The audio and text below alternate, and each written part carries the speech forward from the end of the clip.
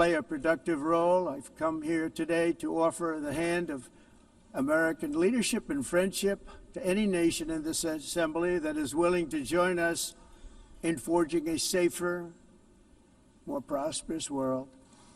And it's a world that we'll be much happier with.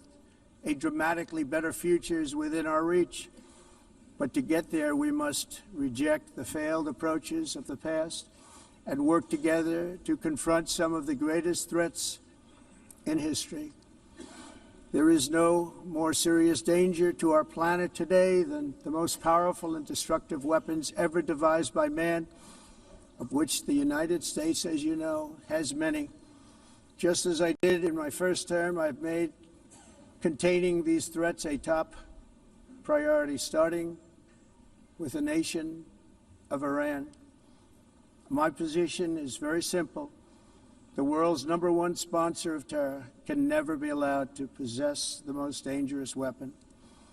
That's why, shortly after taking office, I sent the so-called Supreme Leader a letter making a generous offer. I extended a pledge of full cooperation in exchange for a suspension of Iran's nuclear program.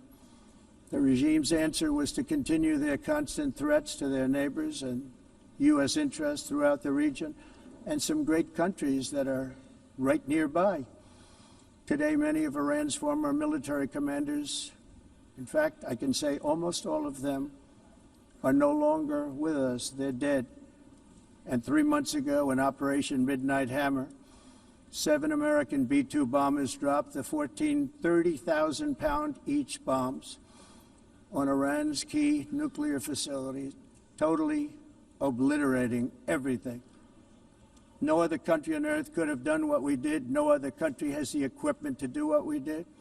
We have the greatest weapons on earth. We hate to use them. But we did something that for 22 years people wanted to do.